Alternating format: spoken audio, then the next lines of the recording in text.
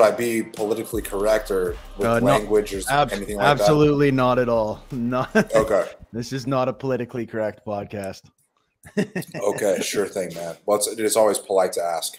No worries at all. I know you're not a very politically correct person. One thing I appreciate about your message is the fact that you just kind of like tell it how it is.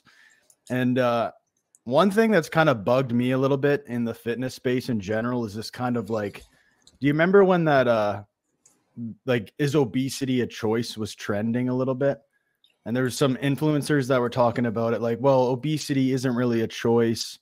And there's many factors that make someone obese or lead someone down that path. And it just kind of annoyed me because it's like, you know, yeah, you can make certain arguments for why someone maybe had like a rough childhood or something happened where they, you know, they became obese. They don't take care of themselves. But at the end of the day, if you're going to like completely remove the personal responsibility from it, then that person's ultimately powerless. And that's why I kind of appreciated your content, just like putting the power back in the individual.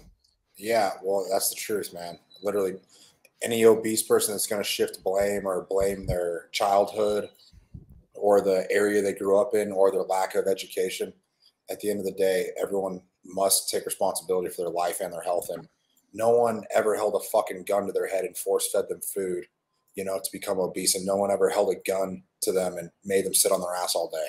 They did that by choice. You know, whether they realized they did it or not, they did it. Not making a choice is a choice. Mm-hmm. Yeah, absolutely. So, yeah, man. So that's not everyone may agree to that, but I mean, in my mind, that is what it is.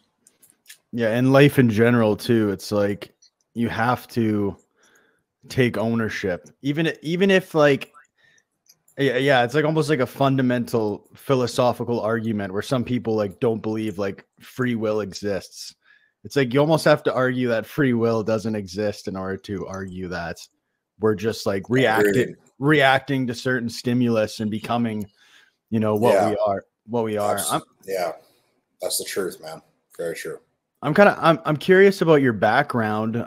I did do quite a bit of research. If you could kind of go in on that a little bit and let people know how you got started with your fitness and how that kind of ended up where you're at now. Yeah, man. Oddly, I'm glad you asked me this question because I just did another podcast like 2 hours ago, man. And they asked me the same question. And so it's like, I kind of got a little bit of, you know, prep on it. Nice. Long story short, I'll keep it brief. I got my start in fitness like over 10 years ago. I played football my entire life, American football. Dude, where are you based, bro? Sorry, before I go further. I'm actually in Canada. Okay. All right. Well, yeah. Good.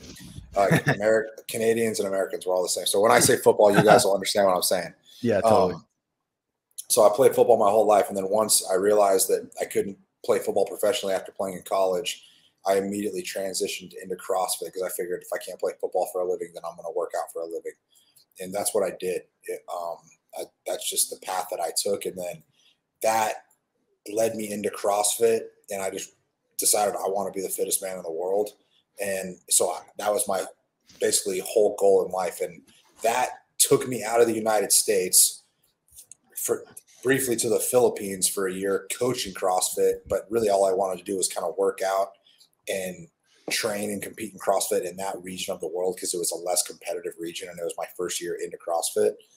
And then that led me to Dubai, to where I currently am now, because there's a fitness competition called the Dubai Fitness Championship.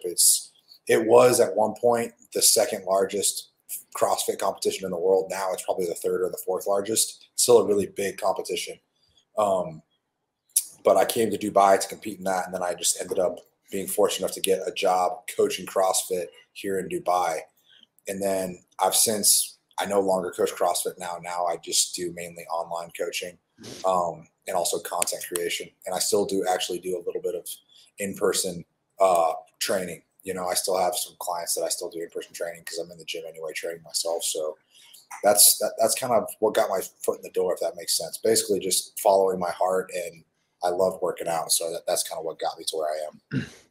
Hell yeah, man. And You know, when it comes to CrossFit, I never competed in CrossFit, but I remember when I first got into working out, I did follow some CrossFit guys because that was in like Yeah. 20, I think it was like 20, I don't know. That might have been around like 2014, 2015 when CrossFit was pretty Yeah. Yeah. popular. Like, That was probably its peak, like 2014, mhm. 2015. That's when, yeah, it was kind of getting probably just, yeah, definitely I'd say it's peak. It's still around, you know, it kind of hit that peak and now it's kind of gone back down, but there's people that obviously still do it. You know, it's still, you know, there's CrossFit gyms everywhere. And I don't force feed CrossFit or anyone. The only reason I do CrossFit is because I'm a competitive person and it's the only form of working out you can compete in, if that makes sense. You know, Yeah, competitive exercise, like it sounds silly, you know, when you say it like that, but essentially that's what it is. And it's a fringe sport, you know, it's a fringe sport for sure. Like no one's going to college or getting a scholarship, you know, on CrossFit. Like I played real sports as long as I could, and then once I could no longer do that, I kind of just did what I could and yeah. got into CrossFit. No, that makes sense because you know bodybuilding is like it's not really like a competitive sport. I wouldn't even necessarily like classify. People get offended by this, but like it's kind Well, of it's like completely subjective, you know. yeah, It's it's subjective. kind of a beauty pageant rather than a sport. Yeah, And then yeah, power I agree. and then powerlifting is like it's obviously competitive. It has it's obviously competitive, but it's not really like competitive fitness though. It's like competitive Yeah, strength. I would say like there's kind of those three fringe sports. You got like CrossFit, powerlifting, and strongman. You know, Mm, they're basically the three sports that all, you know, wannabe athletes kind of go into once they can't play real sports anymore. You mm. know, so there's still. I mean, I love them all. Don't get me wrong, but I mean, that's usually the path that, you know, a lot of people take. Yeah, totally. And in regards to CrossFit, when I first got into it, what was positive about it is it like introduced me to a lot of different training modalities right away. It was like kettlebells, Yeah, you know, like barbell, like Olympic lifts, like all like they pretty much just like mix everything together. yeah. I guess a negative to that though is that you almost like that you get so much stuff thrown at you that you don't for me like it was like I almost just needed to work on on the basics a No, bit.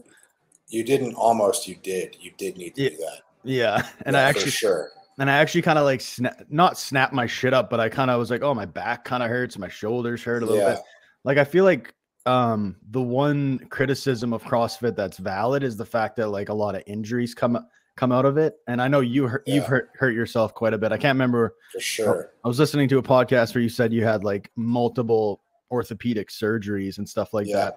Would you say like maybe we can go into that a little bit? Like what are like the valid criticisms of CrossFit versus what's beneficial about it? for sure. I can definitely answer that question. So, valid criticisms of CrossFit is extreme low barrier to entry. You know, like you could go be a CrossFit level 1 trainer tomorrow. All you need to do is Mm, get on their website, pay them $1,000, show up to wherever certification there is, you know, halfway pay attention and just have a little bit of common sense, pass the test, and then you're a certified CrossFit level 1 trainer. Doesn't matter if you ever worked out in your life or not. Doesn't matter if you have any training experience, any coaching experience, or anything like that. If you pay them $1,000 and then you pass the test, you're a CrossFit level 1 trainer. You can go then open up your own CrossFit gym, and you're, according to CrossFit, are qualified to start coaching CrossFit. You know, again, your level of fitness doesn't matter or anything like that. It's so extreme low barrier of entry, extreme lack of education, and then a big problem with CrossFit is the concept of constantly varied, you know, and at its core, it's a good thing. But for the average everyday person that has never really exercised and has never developed foundational strength with their body or a barbell, it mm, makes absolutely zero sense for an average person walking in on the street to go into a CrossFit gym and take their on ramp or their foundations class and they start learning how to do a barbell snatch when they've never even yeah. learned a body weight squat. They have no foundation. They've never done a back squat. They haven't done a front squat. You know, they don't even need to learn how to do an overhead squat. You know, but yet these people are learning that because it's CrossFit and it's part of the CrossFit training methodology. Whereas it's very diluted. I'll put it that way. And the strengths of CrossFit is that it gets people to work out with intensity and effort. And that's what gets people results. So it gets people to train hard, which I love. It also introduces a lot of people to the basic barbell movements, especially squats, deadlifts, and presses, which are extremely important. Those are the foundational lifts that everyone can and should learn, in addition to a basic squat and a push-up and a ring row, you know, and a pull-up. But most people can't even do a strict pull-up.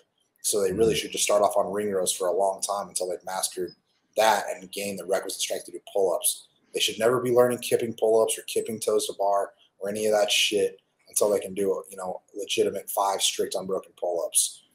And then legitimately, most people never, ever need to learn Olympic lifting unless they're trying to go compete in CrossFit or they're trying to go compete in the sport of Olympic lifting. The risk, in my opinion, far outweighs the reward. And I'm only saying that because I've coached CrossFit for years, literally thousands of hours and thousands of classes, and I've seen it happen firsthand. And so I became very disenchanted with CrossFit because of its variety and its lack of emphasis on basics and foundations. So but again, I do CrossFit because I love working out as hard as I can, and I love competing. So for me, it just provides that competitive outlet for me, you know. But so I love it, and I also do not like it in many regards. But if you know what you're doing and you know how to program it, you know how to coach it, it's incredible. But essentially, it's not really CrossFit anymore. Then it's just good, sound, fundamental strength and conditioning. Yeah, that all makes sense. That's a very balanced take on that. One thing I did want to ask too is when you were playing football, you know, after you're done with football, you moved on to CrossFit. But while you were doing football, like when you were in the gym, were you just doing like strength training or like? Yeah, for sure. When you first got in the gym, I'm kind of wondering what you were doing. Well, dude, so I was very fortunate. Like my dad introduced training to me when I was like 5 years old. And so he taught me how to do a basic air squat with a broomstick, like a broomstick handle on my back when I was a kid. I didn't start actually strength training properly until I was probably 9 years old, you know, once I started playing football. But I grew up working out, lifting weights all through high school, middle school, all through high school, all through college. I had incredible strength and conditioning coaches in college. Like I came into CrossFit, you know, squatting 500 pounds, cleaning over 300 pounds, deadlifting in the 500s for sure. So I came in like with already probably 10 years of training experience, you know, that most people don't have. So I came in with like a huge start. Like I'd already had a lot of absolute strength developed. However, I didn't have any of the relative or the body weight strength really developed, besides like strict pull-ups and push-ups and dips. Like I could do all that. But as far as like any of the high level gymnastics, whereas like kipping or muscle ups or handstand push-ups, I had to learn all that. So I did come in with an advantage, but you know, CrossFit, you do a lot of goofy shit that you just like get tested on. And, you know, unless you grew up doing CrossFit, you know, you're not going to know how to do that. You got to teach yourself. And, you know, kids these days now, because CrossFit's been around for a while, there's kids that are competing at high levels of CrossFit and winning competitions that are like 19, 20 years old because they basically just grew up in a CrossFit gym. They never played real sports. They just did CrossFit. So, you know, it's evolved, but, you know, those would be like, you know, how I would describe it. And so most of the people that I talk to, are mostly bodybuilding focused, a little bit of strength focused people as well. So like building an aesthetic body is important. And to them, it's important, but to me, I think it's I don't agree with that approach personally. Like that's just my approach. Like I didn't even let you finish your question, man. I'm sorry. Go ahead and finish. No worries at all. I'm just like, maybe you view it as more of like a byproduct. It is, yeah, for sure. But one thing I've noticed about people that do CrossFit, they tend to have very aesthetic bodies. Like it just, absolutely. I don't know if that's like the highest level. And so maybe I'm biased at just seeing like the highest level of CrossFitters versus the typical person. Maybe you could go into really any CrossFit gym that has decent programming, and not all of them do, but some of them do. And you could find any like normal everyday member that's probably been a part of that CrossFit gym for at least 2 or 3 years, and they're more than likely going to have a pretty nice body or physique, and they'll be very healthy. And the reason for that is because CrossFit gets you to train for performance, not purely for aesthetics, you know? And when you start, when you have that fundamental mindset shift, you know, and you start training for performance, aesthetics will just follow by default. So instead of going to the gym, like, all right, I want to get some abs and I want to focus on my biceps and my shoulders and things like that, you start training like that, you should just go into any gym, doesn't matter, it can be a CrossFit gym, and you should think about, all right, I want to add 50 pounds to my squat, 20 pounds to my bench, and I want to take my strict pull-ups from 5 reps to 15 reps. If you go in with those very specific goals of improving these basic lifts or workouts, you are going to improve your performance and your aesthetics by default. And people need to stop training for aesthetics. So that's a very shallow way to look at their training. And they need to treat their body not as an ornament. They need to treat their body as an instrument. You know, that especially is true if you want to be healthy. Okay. If you want to be healthy, start training, have more performance-driven goals rather than aesthetic goals. All right. And I guarantee you'll be healthier, you'll look better, you'll feel better. And I'll even argue to say you'll probably be happier as well. And it'll blow your mind what kind of body you can have when you start training more for performance and for health rather than just for vanity. No, I agree with a lot of that, because one of my main criticisms of bodybuilding, like 80 to 90% of mainstream bodybuilding, like borderline kind of disgusts me at this point, because you have a bunch of people that are doing a shit ton of drugs, ruining their health. Yeah. And even if you, sense. And even if you look back to like the silver era, or some people that the old school guys, like even pre-steroid era, those guys were very focused on health and performance. And I think I think, you know, what you were saying about like focusing on like getting your like for me, like I focus on the logbook. Like I'm trying to get stronger on all my lifts, like focusing on the logbook and like beating your record every single time, progressively overloading is a healthier mindset than being like, does my bicep look bigger? Does my chest look bigger? And that could still be in the, you know, that's still like something like you should look at your body and see your changes and feel good about that. But maybe it's the hyper focus on aesthetics that can be unhealthy, because you go on TikTok and Instagram and you just see these dudes just taking like fucking a million shirtless pics, and then after a while it just kind of it's like, what the fuck are we doing? And your drug use is so rampant that it's like, what is this pursuit for? You know, you're not honoring your body. No, you're not. You're disrespecting yourself and I put this message out a lot, and I've been very openly critical of steroid use, unless you're like a professional athlete or a bodybuilder and your sport requires you to use them. I'm very critical of them because so many young men that are very impressionable and ignorant, you know, they think they have to do steroids to achieve a nice body, and they absolutely do not. I've never done steroids in my life. I'm 35 years old, and, you know, and I say this with humility, but I'm lean, strong, and jacked, and I have sub 10% body fat all the time. Not just getting ready for a competition. All the time I'm lean, fit, and healthy because of my lifestyle and my training goals, you know, and I've obviously been doing it for many, many years. But if people just would quit being, you know, weak-minded, and they would just start training more for performance, and they'd be willing to work hard and be consistent, and they start training correctly with the basic foundational lifts, you know, squat, deadlift, press, row, pull-ups, push-ups, dips. That's 7 movements essentially. You know, you could add in master those basic 8 foundational movement patterns. You're going to be stronger, leaner, and more functional than 99% of people, you know, and that's all health and fitness really is in my mind. And that's all it really needs to be if people want to be strong, fit, and healthy. No, that makes sense. One thing I'm curious about too is how you approach your nutrition. As far as like, I don't think you count calories, do you? No, I have before.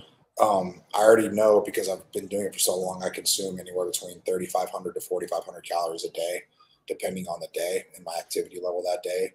but I don't count calories. And no one actually needs to count calories forever. No one does. It's not sustainable. It is a really good thing to do for people that are just starting to be more mindful about what they eat. And I definitely encourage people to do it for probably, at least anywhere between 2 to 4 weeks. So they start paying attention to what food they're putting in their body and how much food they're putting into their body. But once you get past that, there's no need to count calories. All you need to start doing is prioritizing the right foods, and that being real, whole, nutrient dense foods. Mm-hmm. Yeah, I agree. I don't think people need to count forever either. I think No. I actually don't count anymore either. But at the start, when I didn't really understand like what 3,500 calories look like, it was beneficial for me to count. And I think it's just to learn like what it absolutely what it looks like. I tell everyone, I've worked with lots of people, man. I've been doing this for a little while, but I tell everyone should track their calories at some point in their life, at least once, so they can at least become aware of how much they're eating, and what they're eating. Because most people, they're just so poorly conditioned just to eat food and eat it mindlessly without even thinking about it. That's how people become fat and sick. They just have a very poor relationship with food. They just do it mindlessly. They never think about it. They do that for years and years and years, and that takes a toll on your body. Then you wake up one day and you're a fat, unhealthy sack of shit. Mm-hmm. Yeah, absolutely. And you're pretty hardcore about nutrition. You don't. I saw some people like comment, "Do you ever take cheat meals and stuff like that?" And you were like, "No, never." I know you put out like one video where you like went out and ate a bunch of like garbage food, but yeah, I did that in my early stages of YouTube because I wanted to get views. I wouldn't do that again. And I'll put it this way: I no longer have dedicated cheat meals, and I do not go out of my way to go eat, some kind of unhealthy processed junk shit food. All right, because I've realized a long time ago, when I eat shit, I feel like shit, and I look at it, and I am an extremist, and I'll admit to that. But eating healthy is a form of self-respect, and I take self-respect very seriously. And I look at it how more people need to look at it is you should eat for purpose, not for pleasure, and that's where most people go wrong. They eat more for purpose, or they eat more for pleasure and for entertainment rather than purpose. And another thing most people never realize is humans are the only animals in the world, or animals that are domesticated by humans, are the only animals that are obese, that suffer from obesity. In other words, what I'm saying is you're never going to find an obese lion. You'll never find an obese gorilla. You'll never find an obese horse, because other animals innately and intuitively understand they need to eat for purpose, and humans, we're animals. Our bodies work very similar. We're also mammals, and humans need to understand they need to eat more for purpose and less for pleasure if they want to be healthy. So yeah, it's a no-brainer to me, but most people, like I said, they're just very poorly conditioned, and they just don't even have a grasp on it. What's interesting to me is you said you're a bit of an extremist on it, but in reality, it's like if more and more people are becoming obese, and obesity is such a problem, that we're so far to the other extreme. Like I feel like even in the fitness industry, you see a lot of these like politically correct kind of like science-based dudes that try to like cater to people's emotions a little bit. You probably know a lot of trainers do that. Yeah, you probably know what I'm talking about. So say someone like you comes around and I'd be like, oh, that guy's a dick. Like he's maybe he's a little bit too direct, or he's saying things like, oh, you know what I'm talking about. Like you're not politically correct. You're not trying to cater to people's emotions. But we're so far the other way that a guy like you is refreshing, because it's like most people don't eat with purpose. Maybe your view is extreme to some, and maybe like if you eat cake every once in a while, it's not a big fucking deal. But at the end of the day, we're so far over here that someone like you is just trying to push people back to a reasonable territory, or pull people back to a reasonable territory. And I've been told that I'm crazy because of the way I eat, or the fact that I consume, meat shakes. All right. So every day I'll have 2 or 3 shakes that consist of blended up chicken, steak, and water. All right. I've been told I'm crazy for that. But in my mind, I want to give my body as many high quality, nutrient dense calories as possible because that is what humans thrive on. So in my mind, literally everyone else is crazy for giving their body lower quality, inferior, processed artificial foods, processed foods, people that fucking eat Lucky Charms, and Frosted Flakes for breakfast. To me, that's fucking crazy. Like, why would you do that to yourself? So maybe that's a very big contradiction because people think I'm crazy. I literally think everyone else is crazy for giving themselves all this low quality food all the time without even thinking twice about it, but that's my mindset.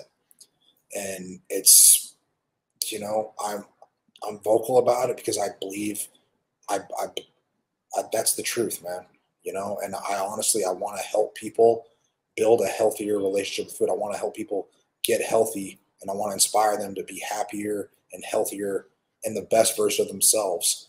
And the way I do that is I speak the truth. And you may not like it, but it's probably what you need to hear.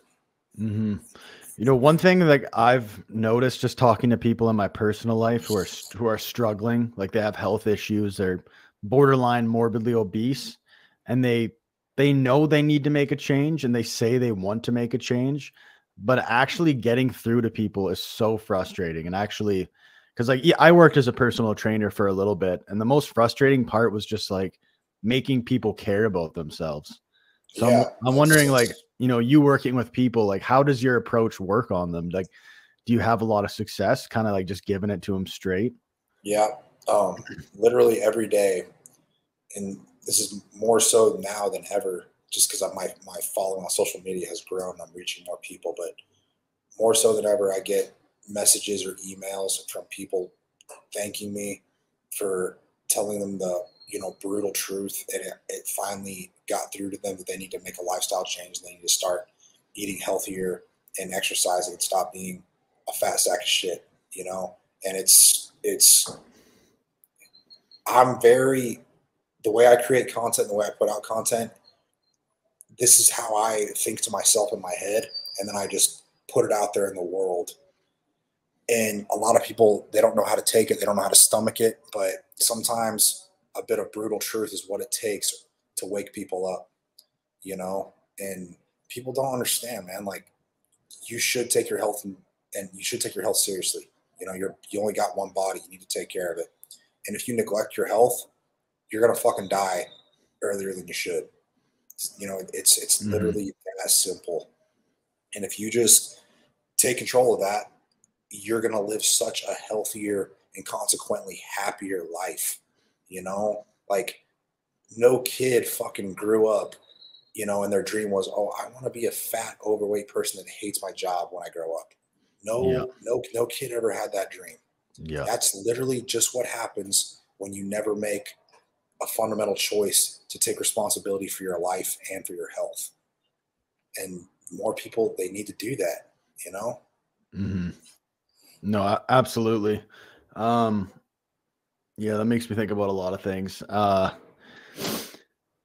For me, it's not even just about like the length of your life, it's about the quality of your life as well. It's like, even just times, like, I've never been overweight, but there have been times where like in my early 20s, just like maybe like experimenting with drugs and just like doing shit I shouldn't have been doing, that just kind of like took its toll.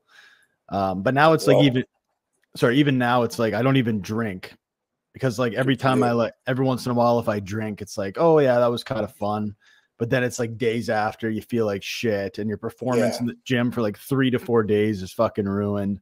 And it's like, now it's like, I just don't drink because it's like, it's not worth it. It's not worth it, man. It's not. Yeah. And all people are doing when they drink alcohol, do drugs, eat low quality shit food, they're literally trading short-term pleasure for long-term pain. That's all they're doing. They're just getting a hit of dopamine through, a cheap, shitty way to get it rather than actually, exercise. The best ways to get your dopamine are with intense, vigorous exercise or having sex. Those are the best ways to do it. When you get dopamine from eating shit food, doing drugs, drinking alcohol, you're not helping yourself, you're hurting yourself. Absolutely. And you talk about eating for purpose, but for me, what I eat, I enjoy. Like I can make a bunch of tasty things. Like Yeah, me too. I like the way it tastes. And I think we eat kind of similar. Like I eat any kind of meat, eggs, Yes. I'm not sure. You actually said you don't really eat a lot of vegetables. I'm kind of curious. No, again, I'm not discouraging people to not eat vegetables, because I feel like vegetables are a much better choice of food than other things they could be eating. There's nothing wrong with vegetables. Me personally, and a lot of other like people in fitness, that they've kind of made this discovery, and I've just made it, naturally. Like I don't feel any better when I eat vegetables. I don't feel any different. I don't feel bad when I eat vegetables, but I don't feel any better.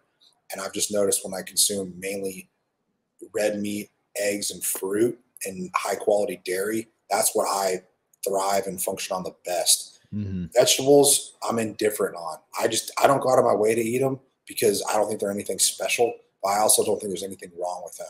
I think for a lot of people, they can be good though, especially if you're trying to lose weight and you have kind of a poor relationship with food. Vegetables can be a good food because they improve your satiety. They're high in fiber and they'll keep you feeling full, and there's like no calories in them. But if you just start eating high quality protein, that's also going to keep you feeling full, and you're not going to want to eat more food in general. Like most people, the single best piece of nutrition advice I would give to people is eat more protein, because it's something so simple that anyone can remember. Prioritize protein. And then again, I've came out with this, maybe you're aware, maybe not, doesn't matter, but you all should always give yourself the protein test. And that's when, if you think you're hungry, you need to ask yourself, am I hungry enough to eat a piece of pure protein right now? A piece of pure protein being a piece of chicken, steak, or fish, something like that, or pork, And if the answer is no, if you're not hungry enough to eat pure protein, dude, you're not fucking hungry. All you are is like literally you're just bored, emotional, you're having a craving, and you're being a mentally weak person by, giving into your cravings because you're not hungry. Like if you were really truly hungry, like some starving kid in Africa, you would fucking eat the shit out of that protein, but if you're not hungry enough to eat pure protein, you're not hungry. You're just having a craving. So that's the thing. But if you're hungry enough to eat pure protein, go eat pure protein, because you're not going to get fat from eating fucking chicken, or steak. It's not going to happen. Yeah, absolutely. Well, I'm curious, like, because you eat fruit, but what else do you consume for carbs? Because I feel like someone with your training style, you need some carbs, maybe some like bread or potatoes. I'm just kind of curious what that looks like. Again, this is personalized for me and my lifestyle. I do eat a ton of carbs, especially around my workouts when my body utilizes them, when my body needs them the most. And my main carb sources: white rice, sourdough bread, potatoes, and I actually drink a lot of fruit juice. I drink a lot of orange juice, and I'll also, take in like things like Gatorade and things like that. But please keep in mind, I like work out twice a day, sometimes 3 times a day. And so I'm extremely active and I'm training hard and sweating a lot. So I literally need to take in that amount of food and calories just to sustain, or you'll die. Like just to stay up, So, but again, most people that, they just want to get fit and healthy, high quality, nutrient dense, animal based foods are going to be your best friend. Meat, whole eggs, high quality protein, chicken, fish, these kind of things. Fruit, pretty much you can't go wrong with fruit. No one's going to get fat on fruit either. It's extremely hard to do. Yeah. And then I'm a big advocate of dairy, and a lot of people say, oh, you shouldn't eat dairy. Dairy's terrible for you. And like a lot, I do agree. People do have, lactose intolerances, that's for sure. But you can choose high quality dairy foods that are lower in lactose, such as Greek yogurt or cheddar cheese. And if you look at dairy objectively, it's actually incredibly nutritious food. And I tolerate dairy just fine, and I eat the fuck out of dairy. So I eat a ton of Greek yogurt, and I eat cheese, I drink milk, and I thrive on it. I love it. And so I always just tell people, give themselves the highest quality calories they can with the highest quality foods, and another good takeaway is people just stop eating packaged foods. Cut out packaged and processed foods in your diet, and you'll be so much better off. Yeah, no, I have a pretty similar diet to you. I get a lot of high quality meats, whole eggs. I always find it weird. Like I get the purpose of egg whites, but I'm like, man, the yolk is so nutritious. I don't know why. It is. It is. People, I mean, dude, if you're really trying to just lean out, and just trying to get totally shredded, then I understand eliminating the yolks, But again, that's not sustainable. Like if you're going to do like a bodybuilding competition, or if you're a woman doing a figure competition, I understand, eating mainly egg whites. However, you'll be doing yourself a disservice if you cut out all egg yolks, because they're so nutritious, and your body actually needs all those healthy fats, in animal foods and egg yolks, just for optimal hormone production and, just bodily functions. Like you have to have fat in your diet, otherwise you'll die. You have to have protein in your diet, otherwise you'll die. But you do not have to have carbs. You can survive totally fine without carbs. And so like that should be another fundamental mind shift for people. Like carbs are actually the least important macronutrient you need to consume if your goal is for weight loss. Like you can survive totally fine on a no carb diet. You can't survive without fat. You can't survive without protein. So those are two really good rules of thumb when it comes to nutrition. Like prioritize protein and prioritize high quality fats. Absolutely. I mean, like personally, like if I don't eat like at least a little bit of carbs, I feel like shit. Yeah, I'm not advocating that you have to do it, but I'm just saying you shouldn't. People that are eating these high carb diets, or they're getting like 50, 60, or 70% of their diet from carbs, and then like 20% fat, and then 15% protein. That's why people are obese, because they're eating way too many low quality calories. And if you think about it, carbs are extremely easy to overeat. They're low in satiety, and it's freaking easy to overeat on, a bag of chips. It's really hard. It's really hard to overeat on a fucking steak. Your body will just tell you when it's had enough. So that's another thing to, just keep in mind. But carbs, they're not bad. I'm not demonizing carbs at all. And I eat a ton of carbs. Again, just if you think about it objectively, like people that are leaner, they're going to be able to tolerate carbs way better as well. Like, dude, if you're 20% body fat, I'm not saying you can't have carbs, but do you need carbs? No, you don't really need them. Like I guarantee you have so much stored energy on your body in the form of body fat that you'd be better off kind of cutting carbs out or eating low carbs, because that's going to force your body to burn all that stored energy in the form of body fat first, because a lot of things people don't understand, like carbs are your body's preferred way to burn energy. It's your body's preferred fuel, And so if you're constantly eating carbs and you're 20 or 30 or 40% body fat, your body's going to burn through those carbs before it ever even thinks about tapping into all the fat stores that it needs to burn to lose weight. So again, man, this is like, to me, it's common sense, but most people, they never understand this. So I'm not demonizing carbs, but if you're, overweight and you're fat, you can't even see your abdominals, don't think you need carbs. You actually don't need them. You'd be way better off going on like probably a low carb diet that's, high in protein, high in high quality fat, and you'll probably see better results faster that way. One thing I do want to get into as well is if for someone maybe who just does like strength training and bodybuilding, you advocate for like multiple training modalities, right? You do like battle ropes and like assault bike. To be fair, I won't do battle ropes. I think battle ropes are okay. Dumb. Okay, maybe not, it was no, they're not. That's my training bias. Okay, I don't think battle ropes are bad in general. I just don't do them personally. I do a lot of different shit only because that's what I'll be tested on if I ever go eat CrossFit, right? But in general, like I think lifting weights is the most important thing you can do. Like if I had to distill training down into like one thing and tell people to do just one thing. John, can you stop? Can you do that later? It's just coming in my headphones. Sorry, bro. Oh, no worries. I would tell people only to lift weights, man. Lifting weights is the single greatest value for time thing you can do, for exercise. So would you say like if you're like training like a bodybuilder or like training for strength, as long as you're training with performance in mind, you don't necessarily need to do any of like the CrossFit stuff. Is that what you're? No, dude, no, absolutely not. Like, bro, for instance, are you going to compete in a CrossFit competition anytime soon? No. Okay, so do you need to go flop around a pull-up bar and do these fucking stupid ass butterfly pull-ups or muscle ups? Do you need to do that? No. No, you don't, bro. The only thing that most all humans need to do is have the fundamental ability to stand up from a chair, pick up something off the ground, carry something, be able to, if they fall, they need to be strong enough to lift their body up off the ground. So like, I would say all humans, they just need basic needs of being able to stand up, pick something up, and carry something. And you can really accomplish that with like the three main power lifts, honestly: squat, bench, and deadlift. I would recommend some kind of rowing and some kind of pulling as well.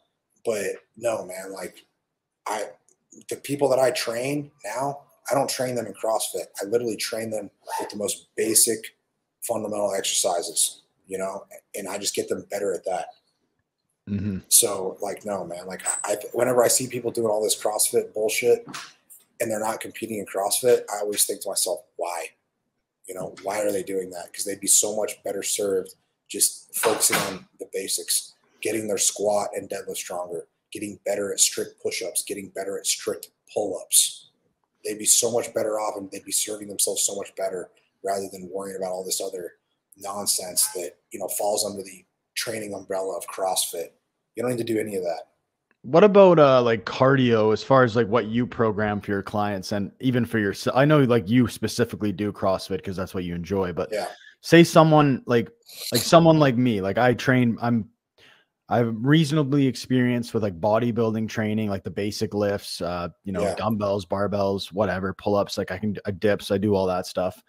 Let's say someone like me who wants to be like a performance machine, like wants to like really like balance out my training. What would that look like? What would be like your diagnosis for someone like me who does body?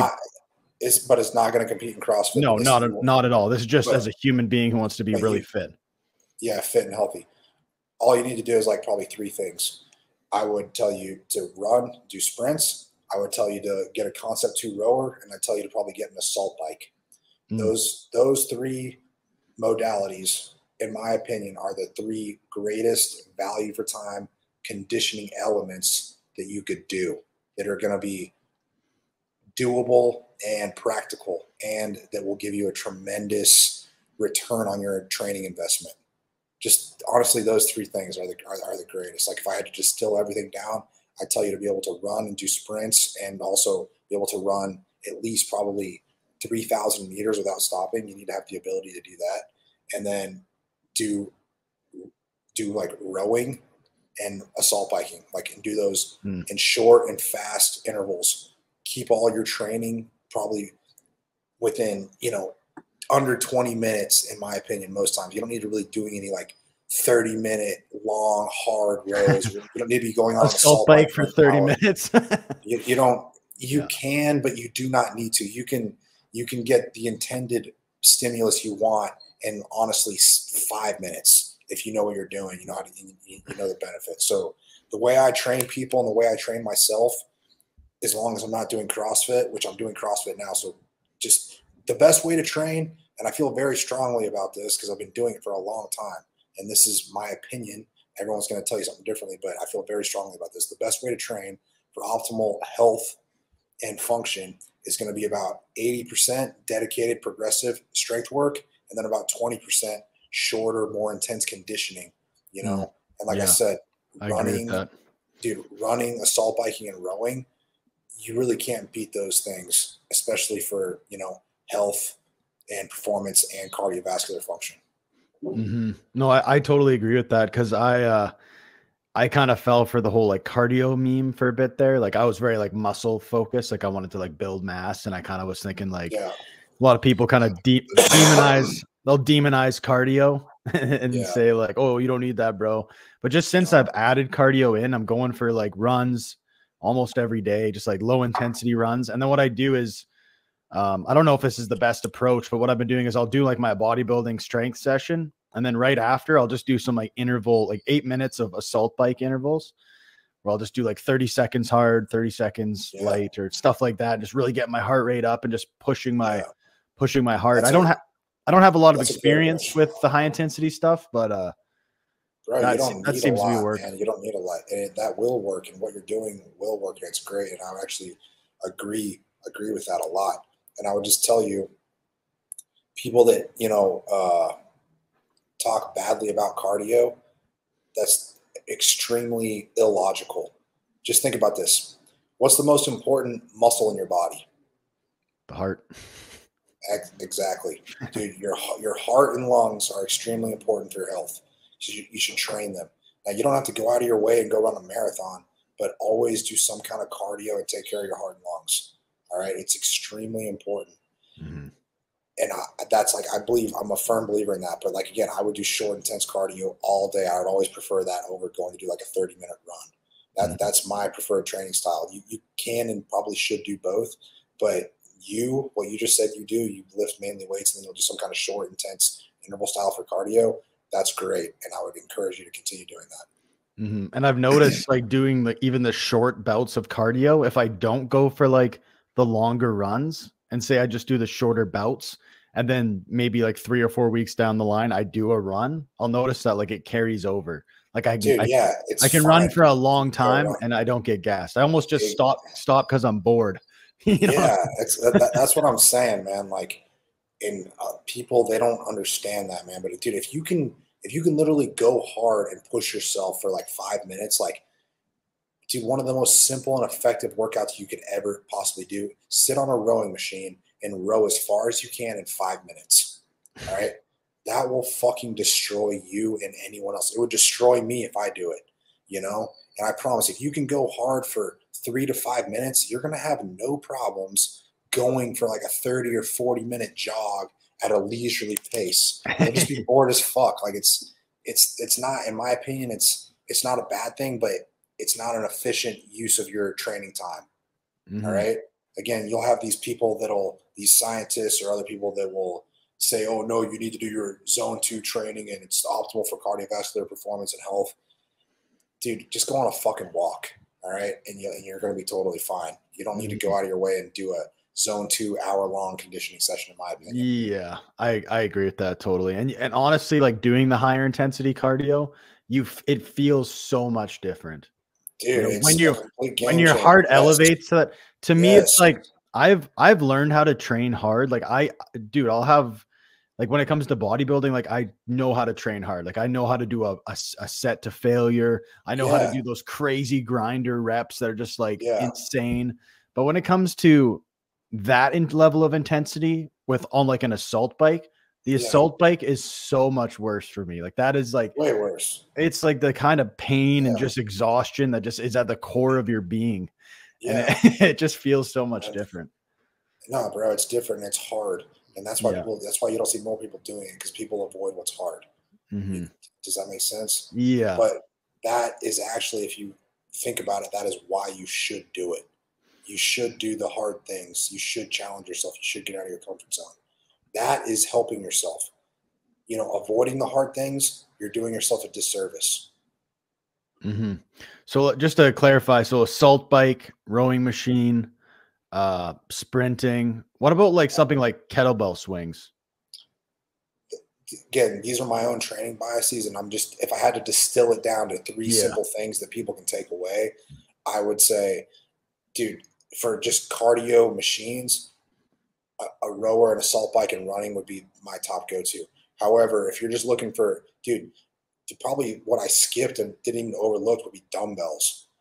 Kettlebells are totally fine, but dude, I would take a pair of 40-pound dumbbells over kettlebells any day personally. And you can get insane workouts, and you can get in incredible shape with just 2 dumbbells or 2 kettlebells. They can really be used interchangeably. When you ask me specifically about kettlebell swings, I am not a particular fan of kettlebell swings, and I don't do them very often at all, because I find them to be a low value for time exercise when I could be spending my training time doing something better. But kettlebell swings aren't bad. but I'd much rather just do like deadlifts, to strengthen my low back and things like that, or, lunges or something like that. Like, so nothing wrong with kettlebell swings, but they're not what people make them out to be. And I'm telling you that because I've trained a lot, and I just genuinely know.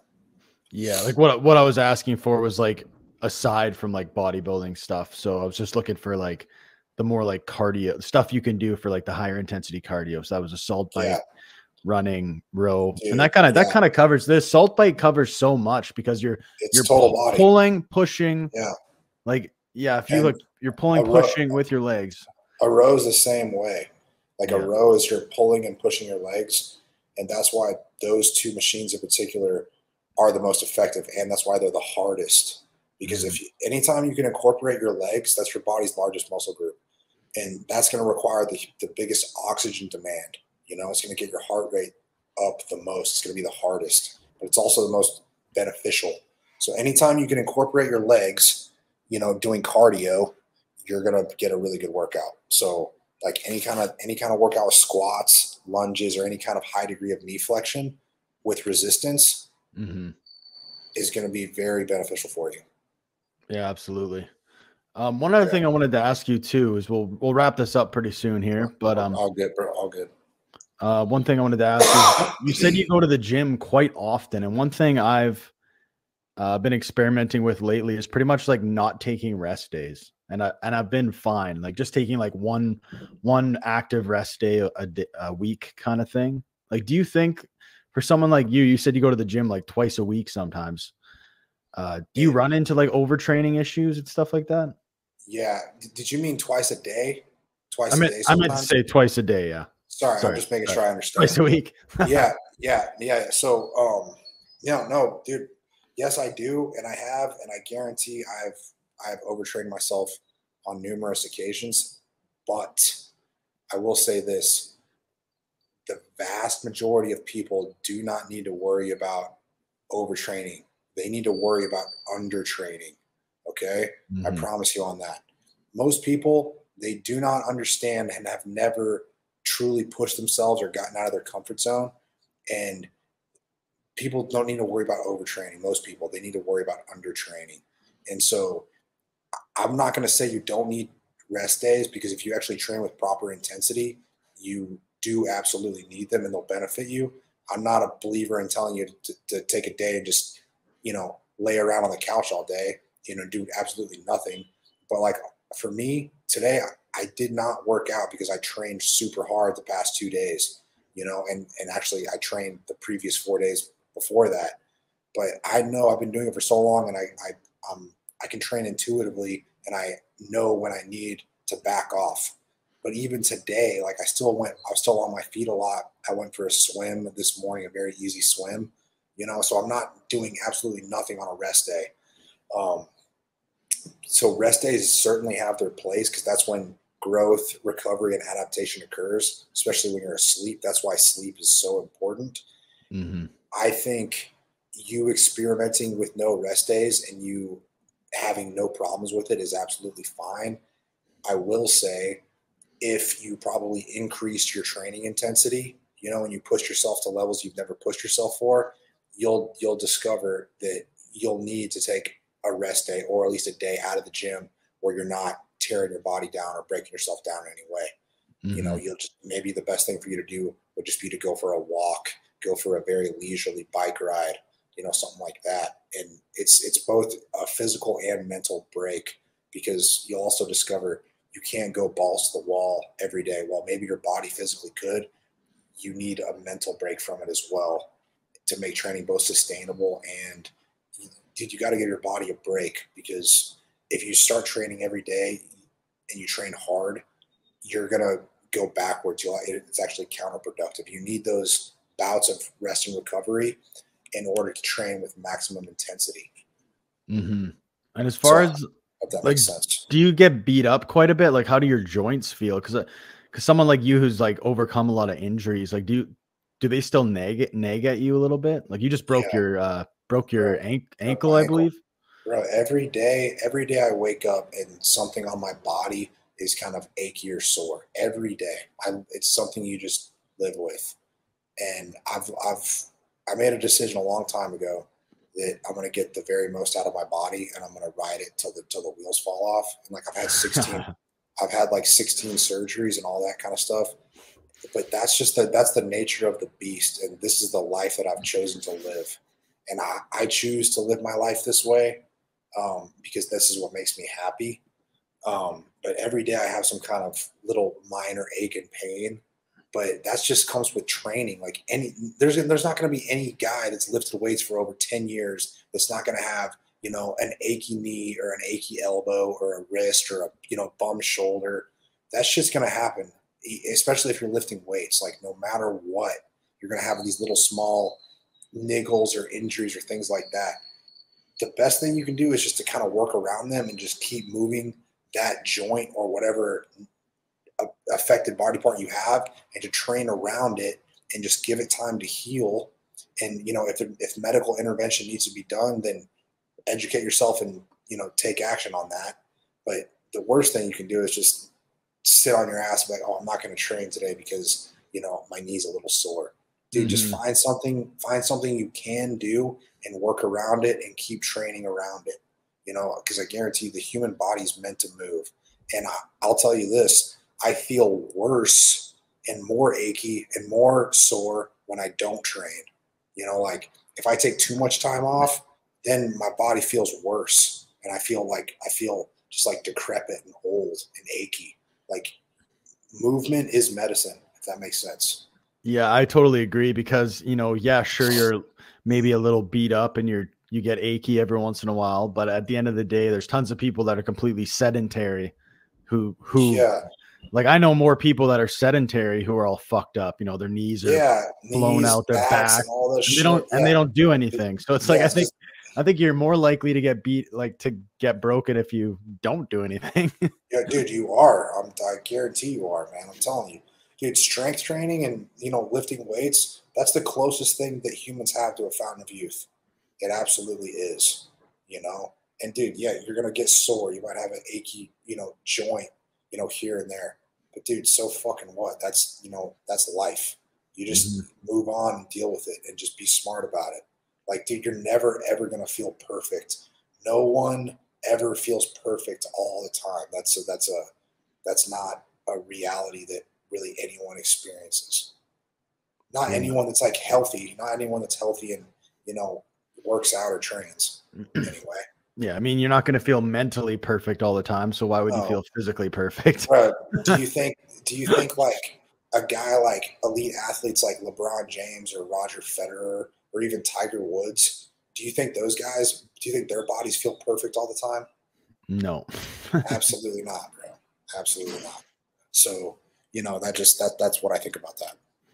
Cool, man. Well, we're at the hour mark here, so we can wrap this thing up. I guess one last thing I'll put out there is just, we did discuss a lot. If a lot of the people, like most of the people that follow me are people that are like decently muscled, they're kind of like intermediate lifters. So maybe we'll just, any advice you give to people that are, you know, they're in the gym, they're taking it seriously. What's just some like words of wisdom you give people that are maybe not as down the path as far as you? The basics are the best. All right. There's no need to reinvent the wheel.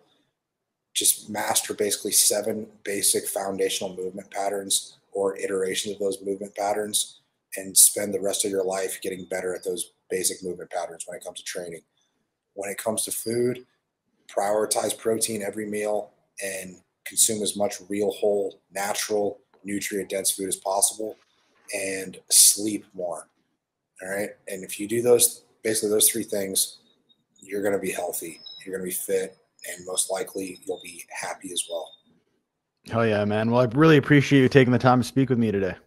Hey, Damian, you're most welcome. I appreciate you thinking enough of me to have me on your podcast. Yeah, no worries. And if you just want to point people towards your YouTube channel, where can people find you? Sure. Just, you can go to YouTube, type Tanner Shuck in the search bar. That's TANNER, and my last name is SHUCK. You can find me on YouTube. My channel will pop up, and then I'm also Tanner_Shuck on Instagram. And if they want to go to my website is www.truestrength.co. Awesome, And man. you can pretty much learn everything about me, on YouTube, my website, or Instagram. Cool, man. Well, you have a good rest of your day. Hey, thanks for having me on, Damien. Take care.